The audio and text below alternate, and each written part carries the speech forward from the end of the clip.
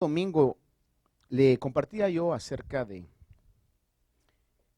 quizás un perfil general del mensaje a las 7 iglesias. Y le decía y le hacía énfasis al hecho de que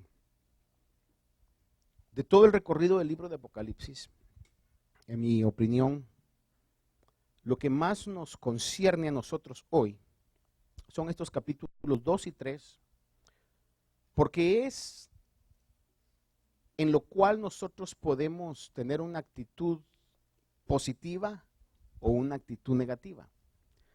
Lo demás es revelación de lo que Jesús es, de cómo Dios está en su trono y todos los juicios que van a venir, que están profetizados específicamente en Apocalipsis, que van a ocurrir. Y eso no lo podemos cambiar, ni nosotros tenemos ninguna función que pueda cambiar lo que ya está escrito, eso va a pasar. Sin embargo, cuando el Señor le da esta revelación del Apocalipsis a Juan, que le recuerdo que estaba en una isla llamada Patmos, en aquel tiempo una isla desértica que servía como una prisión para el Imperio Romano, donde exilaban a aquellos presos y los llevaban a hacer trabajos forzados. Juan, el último apóstol de los 12 que el Señor llamó, que estaba con vida a los alrededor de 90 años, es exilado a esa isla y sin duda trabajando también como los demás presos. Tiene la revelación de Jesucristo, porque Apocalipsis básicamente lo que es la revelación de Jesucristo. Y así comienza desde el capítulo 1. Y Juan comienza a recibir esa experiencia donde comprende en una magnitud mucho más real e impresionante, por falta de otra palabra, acerca de lo que es el Señor Jesús. Lo mira glorioso, lo mira como Él está el día de hoy y cómo se va a revelar en un futuro a toda la tierra. Y el Señor le da un mensaje y le da un mensaje para que lo envíe a 7 iglesias, que eran 7 iglesias existentes.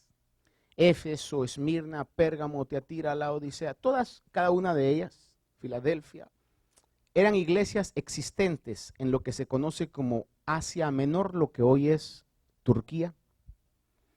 Curiosamente, el orden en que están era el orden de la ruta postal que se seguía para poder llegar a esas iglesias. En otras palabras, comenzaban en Éfeso y terminaban en Laodicea. Y a cada iglesia, que cada iglesia representaba, cada iglesia a la cual se le dio el mensaje, le estaba Dios como dando una radiografía de lo que realmente eran, cada una de ellas. Le daba promesas y, como le decía yo el día domingo, a 5 de ellas les da una advertencia de que si no se arrepienten, Él iba a quitar su presencia de en medio de ellos. Solamente a 2, que es Esmirna y Filadelfia, no les recrimina de esa manera. En otras palabras, las únicas 2 que se salvaron de esa advertencia o amenaza, como quiera llamarse, entre las 7 solo 2, y curiosamente una iglesia que estaba sufriendo persecución grande y la otra iglesia que había tomado en serio su labor de expandir el mensaje de Cristo. Eran las únicas 2 que no reciben esa advertencia. Pero la iglesia principal era la iglesia de Éfeso. Podríamos decir la iglesia de donde salieron las otras 6.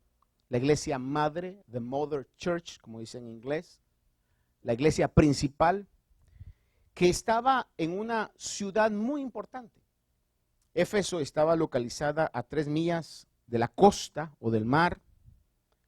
Sin embargo, había un río que en ese tiempo se llamaba Caister o Caister, que la hacía una ciudad muy accesible y era considerado en ese tiempo el puerto más grande de Asia Menor. En otras palabras, Éfeso era una ciudad sumamente importante, no solamente por el acceso marítimo, sino también porque era el punto donde se juntaban 4 caminos, y por eso esos 4 caminos que atravesaban Éfeso lo hizo que llamaran a Éfeso, a la ciudad de Éfeso, como la puerta de Asia.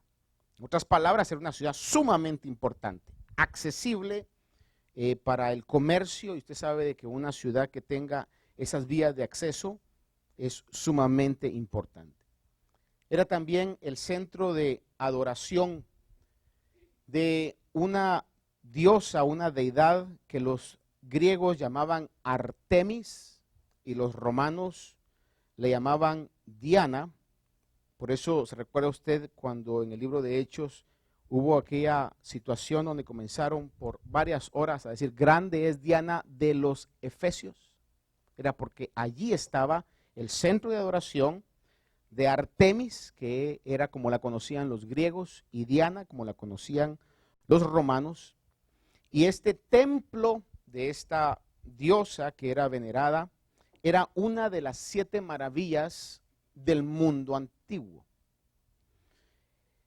Si usted se recuerda, las vio, las estudió, leyó acerca de eso, las 7 maravillas, una de ellas era la pirámide de Giza de Egipto, la otra era la estatua de Zeus en el monte Olimpos, o Olimpia en Grecia.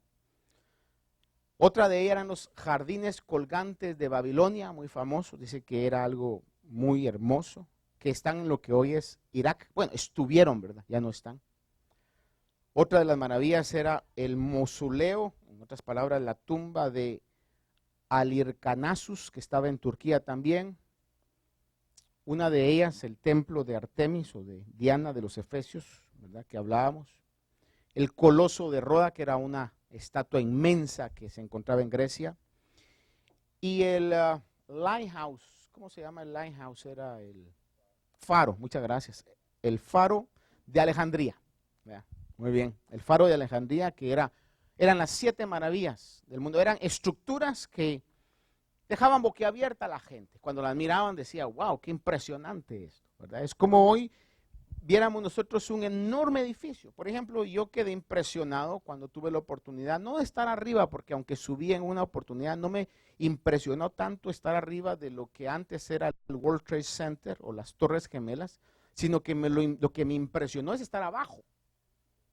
Me paré abajo y me puse así, y miraba aquello, hermano, impresionante, ¿verdad? Entonces lo deja uno boquiabierto, ¿no? En este caso. Aún si usted no ha ido a ver el memorial, hermano, también es algo que es impresionante, ¿verdad? Más que todo porque uno sabe lo que ahí pasó, y cuando uno mira ese agujero negro, esa fuente continua, porque es lo que es, ¿verdad? Una fuente continua, y se da cuenta de todo eso. Obviamente la mente que diseñó eso lo hizo con ese objetivo de hacer que se medite en esa situación, como que estuviera siempre tragando agua. En este caso, son estructuras que en un momento determinado lo dejan a uno boquiabierto. Usted se ha subido a esos rascacielos enormes. Yo no he tenido la oportunidad de ir a la nueva torre, pero usted ya fue. Es algo que impresiona, pues, ¿verdad? Cosas que impresionan en este caso.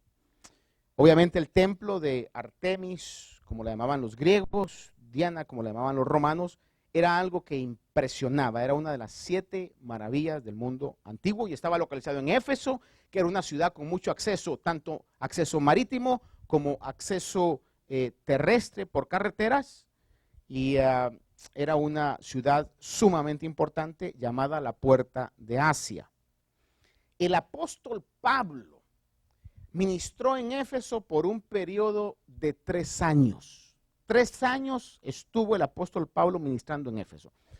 Y para que Pablo estuviera 3 años en una ciudad y que Dios lo dirigiera y le permitiera estar en esa ciudad por 3 años, era porque definitivamente era un punto importante en la agenda de Dios. Pablo, con ese espíritu misionero, hermano, de querer ir siempre dejando la semilla y yendo a donde no había ido, se mantiene 3 años voluntariamente o en obediencia a Dios en Éfeso, ministrando, estableciendo la iglesia. En el libro de Hechos, capítulo 20, cuando él va rumbo a Jerusalén, manda a llamar a los ancianos de Éfeso, y en el capítulo 20, verso 31 de Hechos, les dice: por tanto, estad alerta. Aquí está Pablo hablándole a los ancianos de Éfeso. Dice: por tanto, estad alerta, recordando que por 3 años, de noche y de día, no cesé de amonestar a cada uno con lágrimas. Por eso le digo de que estuvo 3 años el apóstol Pablo, y añade el énfasis que fue su ministerio constante de noche y de día. No solamente él, sino también Timoteo llegó a ser el pastor de la iglesia en Éfeso, más tarde llamado también el obispo, el supervisor de esa región. Nombres como el de Tíquico, y aún el apóstol Juan, en el final de su ministerio, fue el que estuvo encargado de esa iglesia. En otras palabras, fue una iglesia que tuvo la administración de vasos de Dios que solidificaron la enseñanza, solidificaron la doctrina. No era una iglesia que careciera de buena doctrina, buena enseñanza, sino era una iglesia que estaba sólida. De hecho, fíjese que la iglesia de Éfeso, su origen fue un origen poderoso. Se originó poderosamente. No fue algo que haya surgido sin señales y maravillas, sino que hubieron cosas impresionantes cuando la iglesia de Éfeso se comenzó a formar. Le voy a recordar algo que usted ha oído y usted sabe, y podemos encontrar en el capítulo 19 de Hechos. Pero había tal mover de Dios a través de su espíritu en esa región de Éfeso, que ahí es donde encontramos aquella historia donde hay 2 hijos de un sacerdote llamado Esceva, que habían oído que Pablo echaba fuera demonios, y entonces ellos quieren imitar eso y encuentran a una persona que está estorbada, que está endemoniada, y le dice: te conferimos en el nombre de Jesús del que predica Pablo. Y el demonio les contesta y les dice: a Jesús conozco, y yo sé quién es Pablo, pero ustedes quiénes son. Y los avergüenza y salen ellos avergonzados. Capítulo 19 de Hechos, versículos 16 y 20. Esto pasó en Éfeso. Dice 19:16 de Hechos, dice: y el hombre en quien estaba el espíritu malo se lanzó sobre ellos y los dominó, y pudo más que ellos, de manera que huyeron de aquella casa desnudos y heridos. Imagínense qué vergüenza, hermano. Salieron huyendo, vergüenza. Desnudo, más vergüenza. Y herido, más vergüenza. Aquellos que supuestamente iban a liberarlo, por estar jugando con lo que no debían jugar, salieron huyendo, desnudos y heridos. Dice: y supieron esto todos los habitantes de Éfeso. Vea cómo la palabra claramente dice que eso lo supieron todos los habitantes de Éfeso. Le repito, no una ciudad pequeña, no una aldea, no un caserío, no un pueblito, una ciudad importante, la puerta de Asia, donde estaba una de las 7 maravillas del mundo antiguo.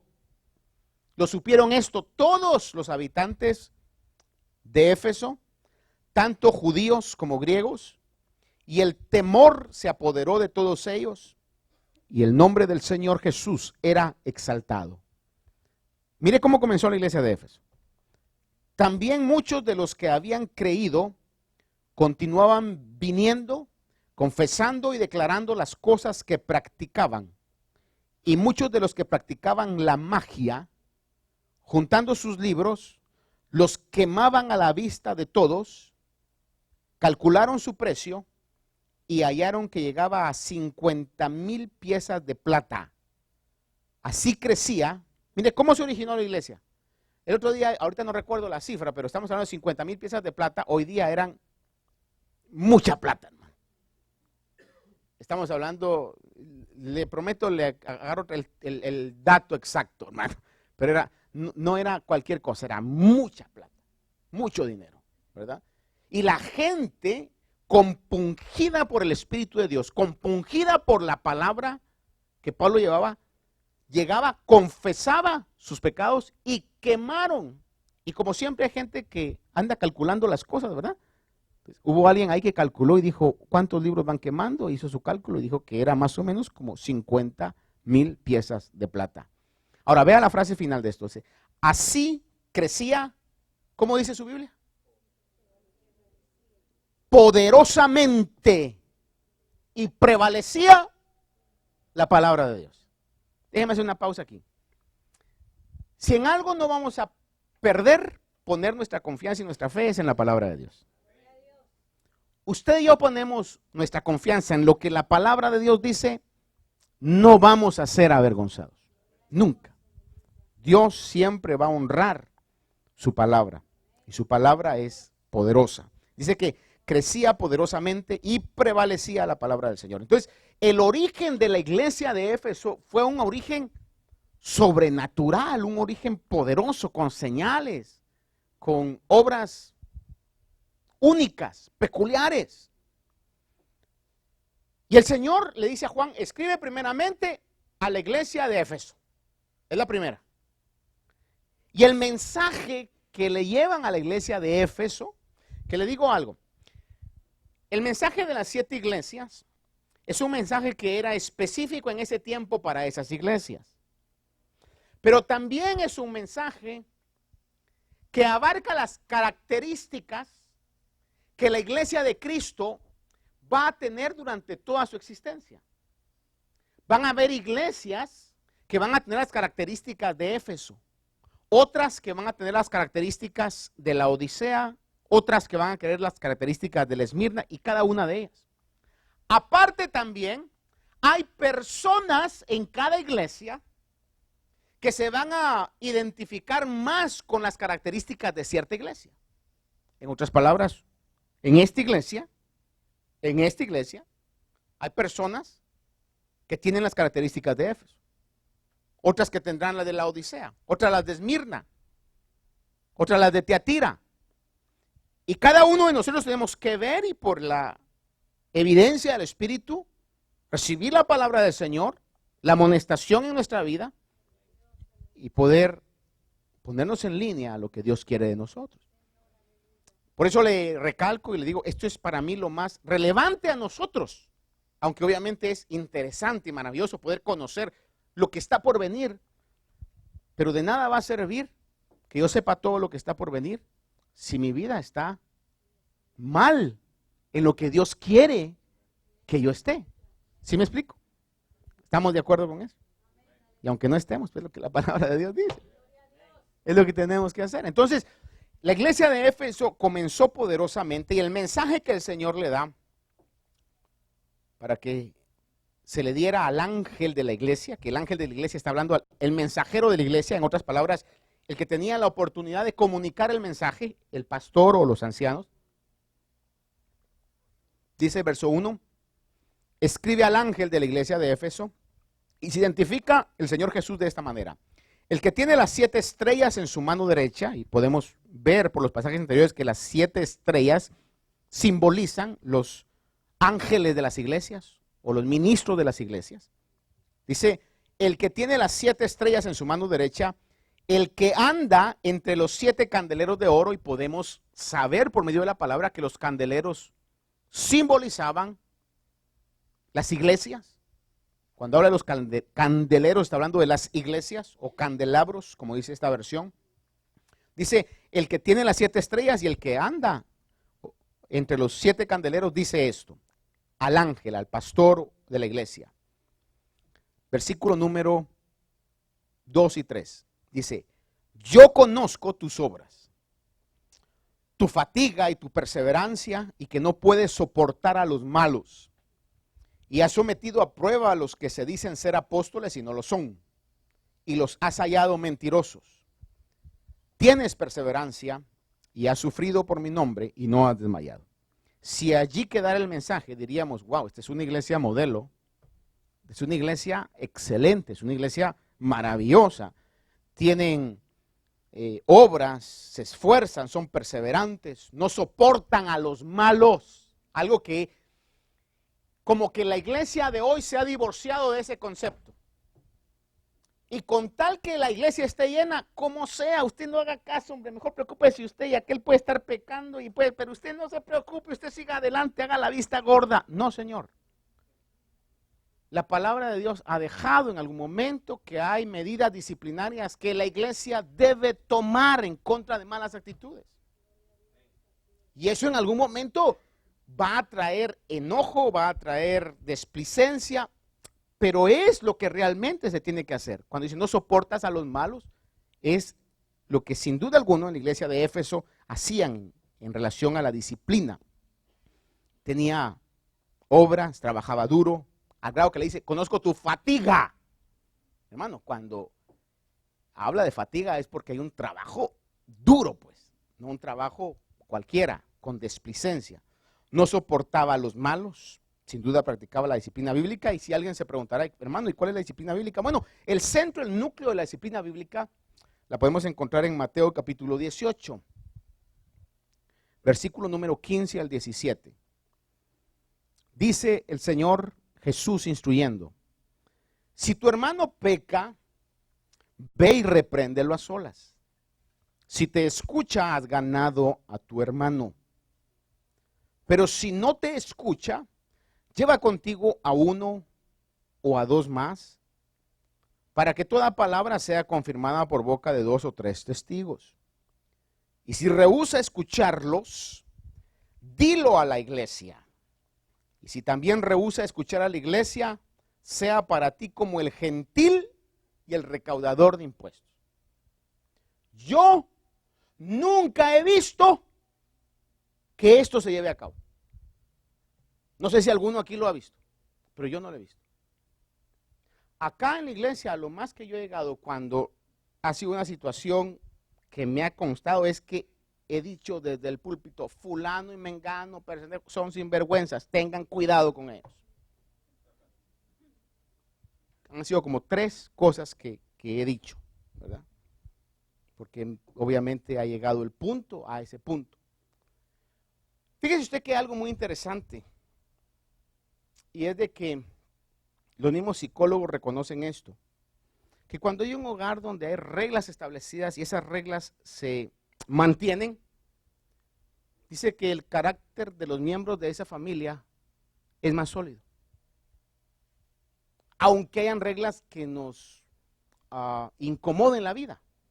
Por ejemplo, usted puede poner a sus hijos, vamos a comer todos juntos y se apagan los celulares. ¿Pero por qué? Mira que you're not cool. Dígale, I don't care if I'm cool or not. Pero aquí, y usted tiene reglas, tiene situaciones ahí que ponen una estructura y que en algún momento cuando eso se rompe hayan algunas medidas disciplinarias y pareciera ser como que se están alejando los hijos de los padres, pero dicen, los mismos psicólogos reconocen, dice que eso hace que el carácter de los hijos se sienta más protegido y sólido sobre esas situaciones. Y Dios, que es el Padre eterno, sabe eso. Por eso ha dejado en su iglesia medidas y requisitos que son necesarios e importantes, pero que requieren de cada uno de nosotros un compromiso total, especialmente del liderazgo, hacia lo que es la palabra de Dios. Eso va a fortalecer realmente lo que es y lo que significa ser la iglesia de Cristo. He estado explorando algunas situaciones por medio de las redes y pequeños segmentos cuando los envío a sectores que yo sé que son cristianos. Hay comentarios bonitos, pero luego los envío a otros lugares donde yo sé que va a haber incomodidad. Y me dicen unas cosas, falso, lobo, hereje, de todo me han dicho. Solo esta semana me han dicho un montón de cosas, que nada más veo los comentarios y los borro, ¿verdad? Los borro. Pero, ¿cómo se siente, verdad? Especialmente en cierto país, que no voy a decir qué país es, pero que veneran a María como la madre, como ningún otro país quizás. Me citan la palabra para decirme, hermano, y específicamente aquella base del verso mal interpretado de Mateo, donde dice, Aquí te digo que tú eres Pedro y sobre esta roca edificaré mi iglesia, que lo ponen como la autoridad falsa, la autoridad falsa del Papa, hermano, y se molestan y se enojan porque realmente el concepto de la iglesia es un concepto que es valioso para Dios y debe ser valioso también para nosotros. Saber que ser parte de la iglesia de Cristo es un privilegio grande que debemos de atesorar, hermanos. Porque les recuerdo, Romanos dice de que nosotros estamos aquí por misericordia y tenemos que cuidar lo que nos han dado, hermano. Lo que no nos correspondía a nosotros. Estas promesas, los pactos no eran para nosotros. Sin embargo, Dios, queriendo poner celoso a Israel, nos ha dado la oportunidad a nosotros. Entonces tenemos que cuidar, como dice otra escritura, con temor y con temblor, lo que Dios nos ha dado. Y por eso es de que en algún momento tenemos que tener actitudes como los de la iglesia de Éfeso, de no soportar a los malos, aplicar lo que la palabra de Dios dice. Cuando veamos a alguien que es hermano nuestro, llegar y decirle, hermano, mira, yo vi esto, y la verdad es que no es conveniente a lo que somos, ¿verdad? Hermano, pero se molestan con uno. It is what it is. Si alguno quiere vivir piadosamente, dice Santiago, sufrirá persecución. Y alguien decía esto, y se lo repito, me lo he oído muchas veces y se lo voy a seguir diciendo. Si no hay ningún tipo de rechazo en el evangelio, dudosamente estamos viviendo el genuino evangelio. Si le caemos bien a impíos, a inconversos, falsos hermanos, a todo el mundo le caemos bien, es porque quizás nuestra identidad con Dios no está bien identificada. En algún momento vamos a chocar por lo que nosotros estemos convencidos que es lo que nosotros somos. Y les recuerdo, somos la sal de la tierra y la luz del mundo. La luz hace que las tinieblas se sientan incómodas. Y la sal hace que la maldad se frene, que no siga creciendo más y más. Obviamente yo no le voy a imponer nada de eso. Usted y yo elegimos de parte de Dios si queremos tomar nuestro lugar en lo que nos ha tocado vivir en este tiempo. Pero la iglesia, si lo vemos hasta ahí, era una iglesia que si llegara hasta ahí el mensaje, diríamos, wow, qué iglesia esta, tenía trabajo, tenía fatiga, perseverancia, no soportaba a los malos, tenía solidez doctrinal porque tenía un discernimiento para identificar a los falsos y probaba a los falsos apóstoles y decía, no, ese no pasa el checkmark, ese es falso. Y lo decían y estaba reconocida esta iglesia como una iglesia que podía identificar aún y tenía el discernimiento y la solidez doctrinal para identificar a los falsos apóstoles. Sin embargo, llegamos al versículo 4. Le dice el Señor, pero tengo esto, one thing only, una cosa, tengo esto contra ti. Y viendo todo lo que es el mensaje a las iglesias, diría yo que este es el fundamento. Mire, cuando comenzamos a comprometer lo que amamos, ¿cómo ponérselo? Nuestro corazón, nuestra vida está diseñada para siempre estar amando algo. Cuando dejamos de amar a Dios, comenzamos a amar otras cosas. Si amamos a Dios como debemos amarlo, va a tener mucho problema el mundo de meterse en nuestros corazones. Pero si no amamos a Dios como una cosa automática, comenzamos inmediatamente a amar otras cosas, las cosas del mundo. El amor a Dios es la base para una vida que agrade a Dios. El amor a lo que hacemos es la base para todo, hermano. Un hogar sin amor es simplemente una casa con gente que tiene consanguinidad, que viven bajo el mismo techo. El amor es el vínculo que en lo que esté en nuestra parte no debemos dejar que muera, especialmente hacia Dios. Imagínese usted un matrimonio donde el esposo o la esposa le diga al esposo, cualquiera que sean las cosas, mira, estamos casados, está bien.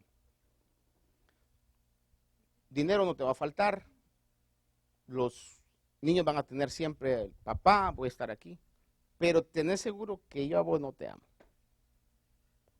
¿A quién le gustaría eso? A nadie. O viceversa.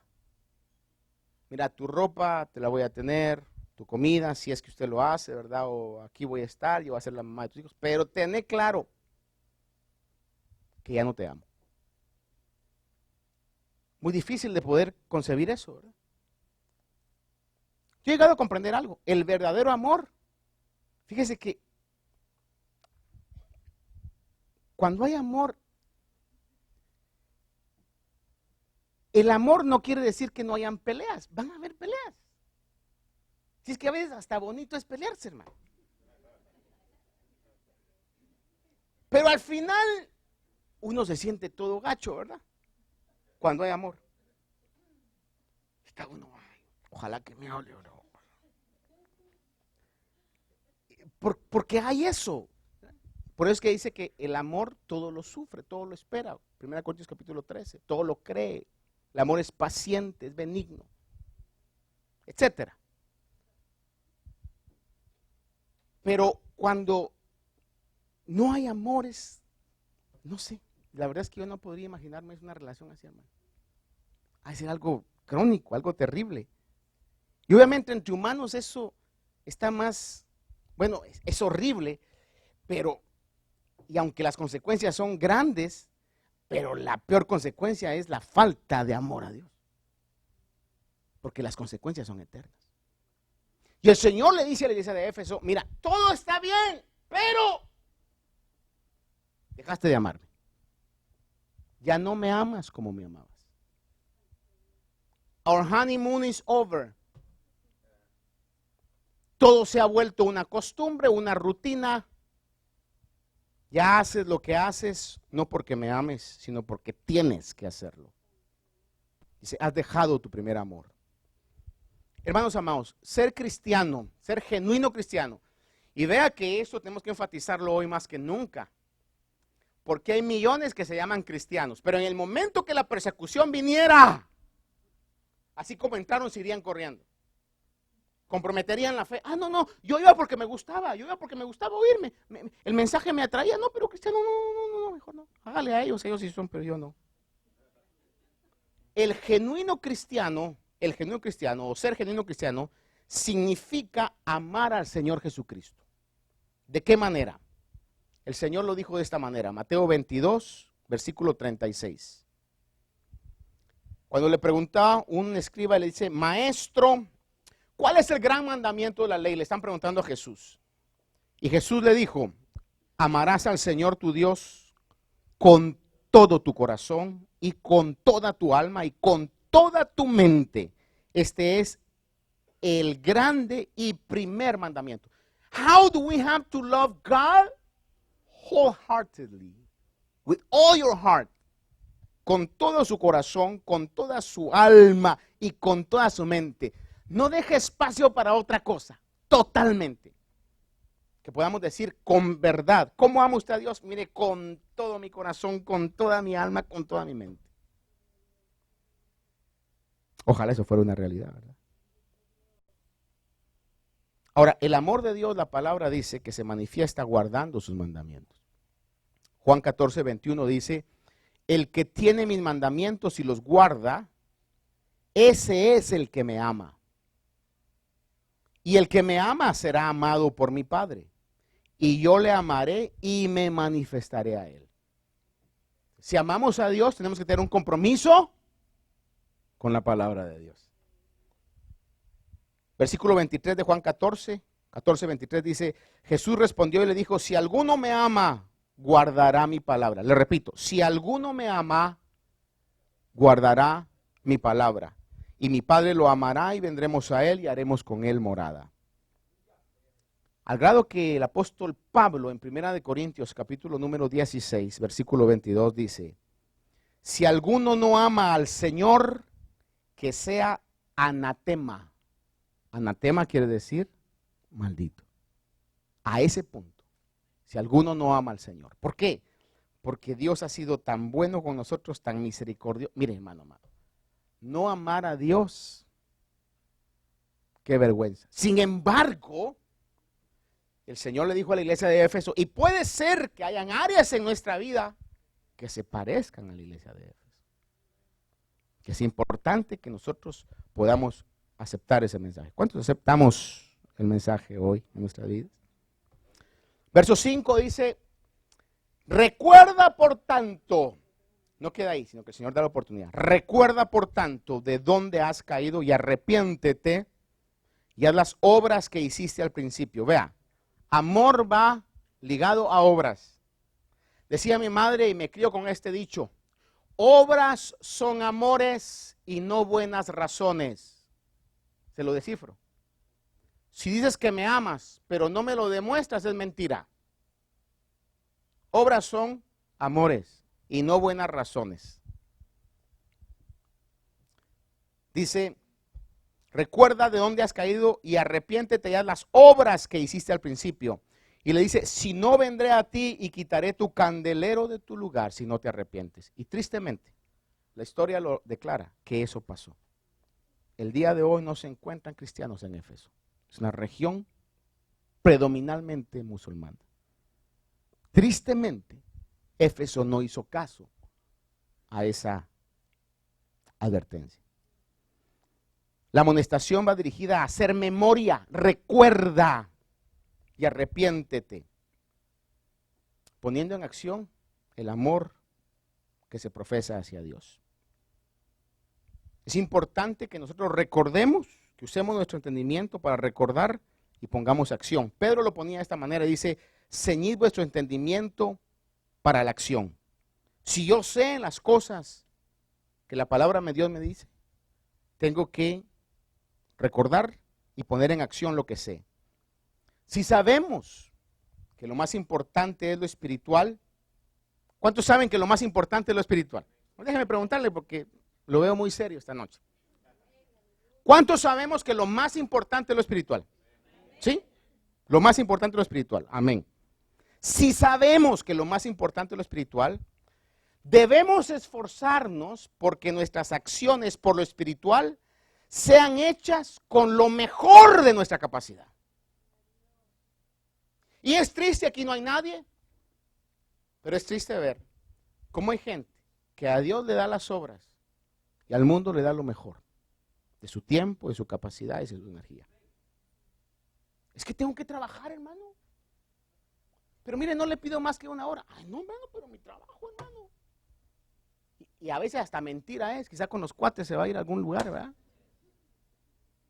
Si sabemos que lo espiritual es lo mejor, ceñid vuestro entendimiento para la acción. Debo de hacer lo que voy a hacer para el Señor en lo mejor de mi capacidad. Hay un pasaje en Jeremías 48:10 que dice de esta manera. La versión antigua de la Reina Valera lo traduce de esta manera y dice, maldito, mire esto, por eso dice, el que no ama a Dios sea anatema. Dice, maldito el que hace la obra del Señor indolentemente. Otra versión lo traduce, el que hace la obra de Dios con engaño. En otras palabras, lo estoy haciendo con gozo, pero por dentro mentira, lo estoy haciendo de pura carga y puro compromiso. Me revienta hacerlo, me molesta hacerlo, lo hago porque lo tengo que hacer, mi mujer me obligó. O mi esposo se enoja conmigo si no lo hago. Maldito el que hace la obra de Dios con indolencia o con engaño. La TLA traduce y dice, maldito sea el que de mala gana haga lo que yo le ordene. La American Standard Version dice, cursed be he that doeth the work of Jehovah negligently. Maldito el que hace la obra de Jehová negligentemente. Jeremías 2:2. Le dice, ve y clama a los oídos de Jerusalén diciendo, así dice el Señor, de ti recuerdo el cariño de tu juventud, el amor de tu desposorio, de cuando me seguías en el desierto por tierra no sembrada. Lo siguió en el desierto, era tierra árida y no sembrada, pero como estaban enamorados de Dios.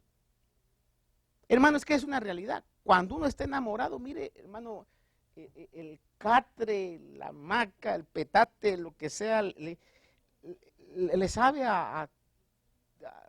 ¿cómo se llaman?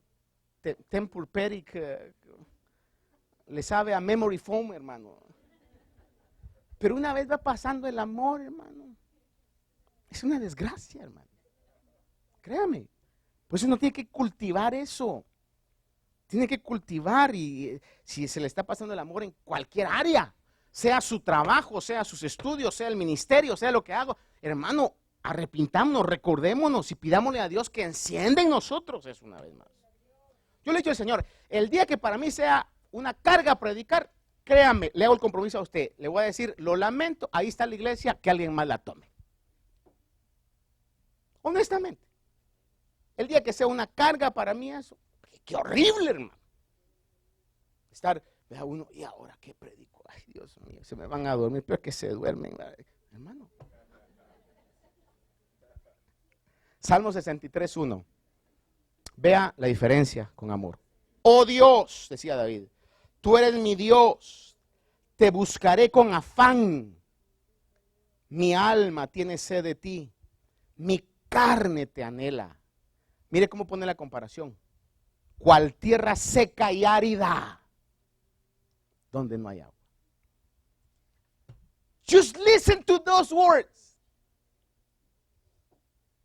Que lo dijéramos con todo nuestro corazón y con verdad. Señor, mi alma te anhela. ¿Hace cuánto que no nos levantamos a buscar a Dios porque sentimos la necesidad de pasar tiempo con Dios? ¿Hace cuánto que no necesitamos que alguien nos motive o algo? Decimos, ¿qué hago? ¿Qué hago por Dios? ¿Qué hago por Dios? Hermanos, no voy a seguir. Y quizás el próximo viernes retomo esto y seguimos con la que sigue. Pero eso es importantísimo. Padre, te doy gracias, Señor,